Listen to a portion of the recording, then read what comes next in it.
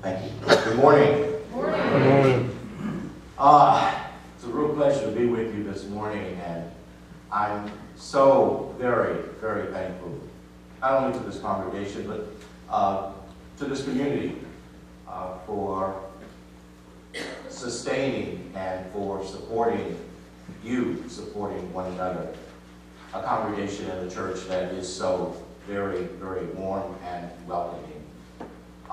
Words are only letters on paper. And you know, like I do and all of us, that they only come to life through action. And so when my wife Regina and I walk through the doors of the sanctuary, a church that makes in a very explicit way clear to everyone in a very public way that no person is excluded from an opportunity to worship with you. No person is excluded from an opportunity to pray with you and to benefit from God's grace with you. That is truly, truly a blessing. And how Poly and San Luis Obispo and Cuesta and all of our institutions throughout this community benefit by extension from communities like this one. I'm an educator, and I was educated by mentors and teachers and elders and grandmas and grandpas and others like you, who imbued in us a sense of community that extended beyond our own place, extended beyond our own person, our own being.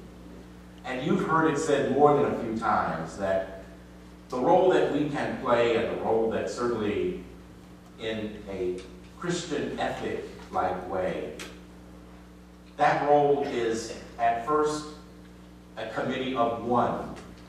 A committee of one. I'm reminded of Dr. King's words when he, paraphrasing, explained that injustice anywhere is a threat to justice everywhere. And when you think about these words, and you think about his life, and you think about the lives of those who you've admired, those who you've looked up to, our sheroes, our heroes, people who've gone before us, we live inside that shadow, don't we? We sit at the, if you will, at the knee of our elders and at the knee of our mentors and others, and we, as an extension of their lives, as an extension of their work, we represent a legacy. Those of us who I will describe, quite frankly, as among, I hope, the more progressive in our country and in our world. And at the same time, we are imperfect because we say and do things and we make mistakes, but we look for ways, and I hope we can all say that we do, and I'm certain in this congregation it's clearly true, because you are an introspective congregation, I gather. You look inside yourselves and you ask, what more can we do? What more can we provide? How better can we serve this community and our congregation, the young people, the older people, all of us? That introspective look inside is not always comfortable. There are manifestations of imperfection in our community, in our congregations, in our ways in which we carry out and go about our lives. But in the context of social justice, in the context of equality, in the context of compassion, we are put before one another to explain our own journey and to help others to walk their journey and to have others join us in ours.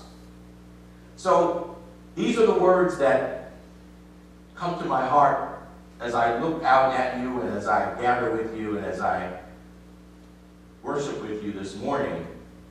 I have pages of comments I wanted to share. But I can never seem, it seems, to read them verbatim. They just speak to me as you've experienced.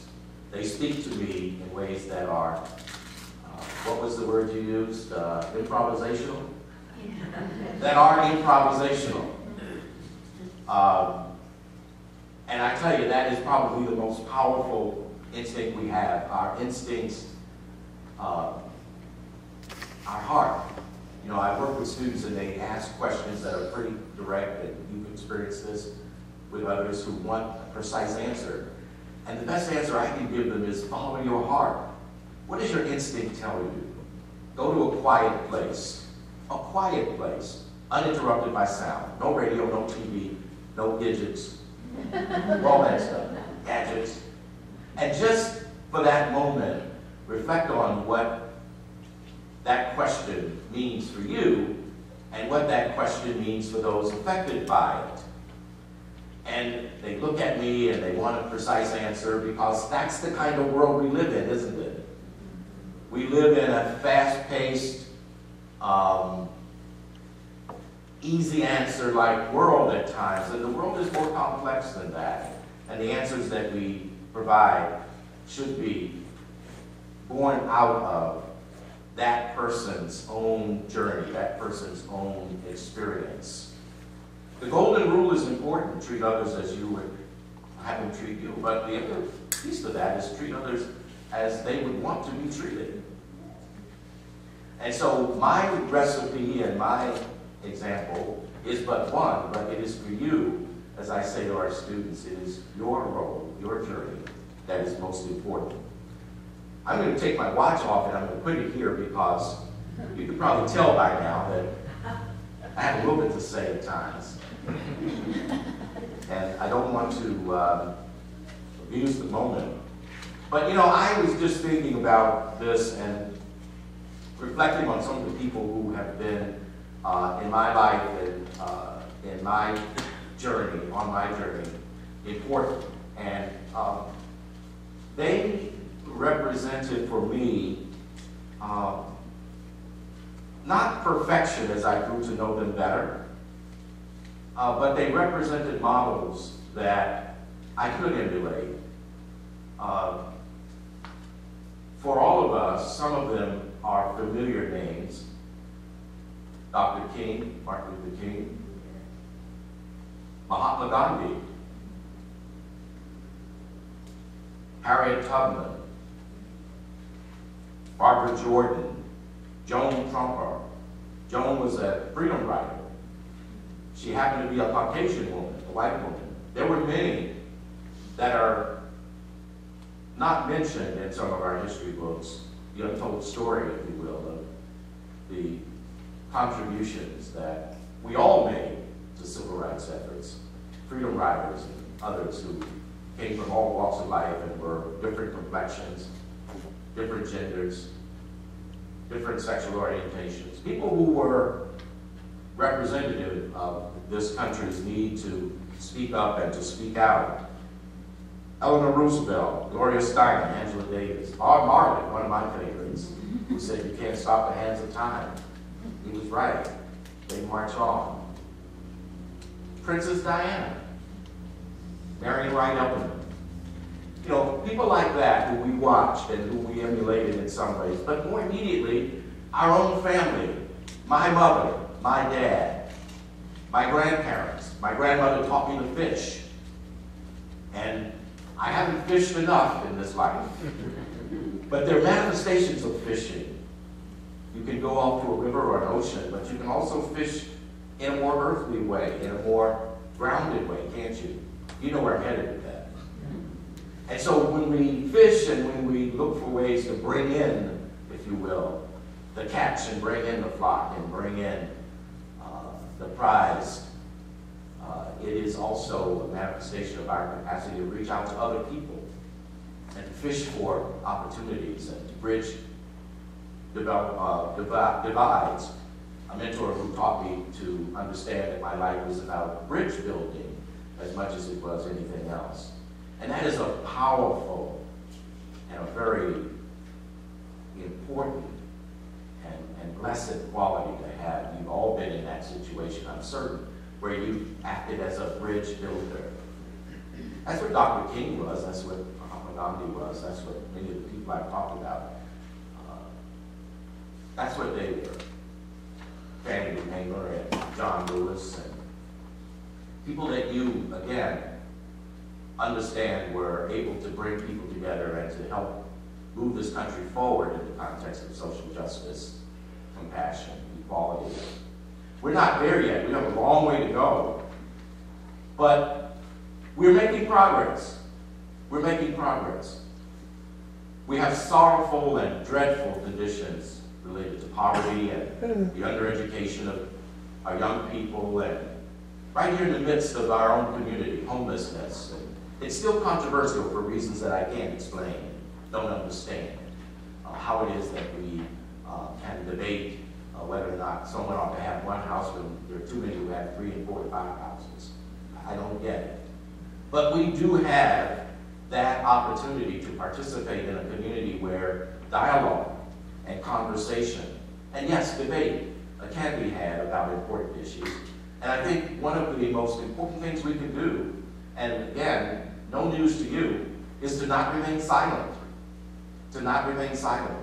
I have the impression that this is a church, this is a congregation, this is a community that gets out beyond the sanctuary and does things in this community. That's very important. And so when we speak up to those who have little or no voice, it is truly a manifestation of social justice. I want to just say one or two other things that come to mind. And the Bible, and I'm not a scholar of the Bible, I'm opening it and reading, and no matter where I turn, it speaks to me. I'm sure you must experience the same thing. I'm looking for an answer. It doesn't even matter where you open the Bible. Just open it and somehow, oh yeah, that was the one I was supposed to read. That was scripture I was supposed to read. Luke chapter 6, verse 36. Be compassionate as your Father is compassionate. Be compassionate as your Father is compassionate. Compassion and social justice are inseparable. They can't be separated. And that's important for us to contemplate and to keep in mind. True compassion includes justice, and true justice is anchored in compassion. Social justice is about fair and proper administration of laws. And Franklin D. Roosevelt said, the test of our own progress is not whether we add more to the abundance of those who have much. It is whether we provide enough for those who have too little. How true even today. I want to close with this quote, which you may be familiar with. And it was spoken by Senator Edward Everett some time back, when he said, I am only one, but I am one. I cannot do everything, but I can do something. I will not let what I cannot do interfere with what I can do. I will not let what I cannot do interfere with what I can do. So we're called to act in the name of justice, compassion, equality, and especially those of us who are finding our way and understanding better what God and what the Lord would have us do. We're searching, and in that search for our own contribution, in that search for our own meaning, we will find, I'm certain, we will find shared value and shared community and shared understanding of the role of the church, the role of our community, the role of those who have a little more and can provide perhaps for others. So I'm so blessed to be with you today and to share just a few words in the name of our interest, shared interest in a community that represents a safe, nurturing, fulfilling place where no one feels that they are shut out or excluded or absent from, if you will, the table. And I would ask you to turn to one another as you turn to me, as we run into one another, and just continue to remind one another that important role that we play and that important effort that we share with people around the world. With people around the world. Right now, there are people talking about this very thing and working hard to make a difference. I truly thank you for this day and for this moment, and God bless all of you and continue your good work, and I look forward to meeting you. Thank you very much.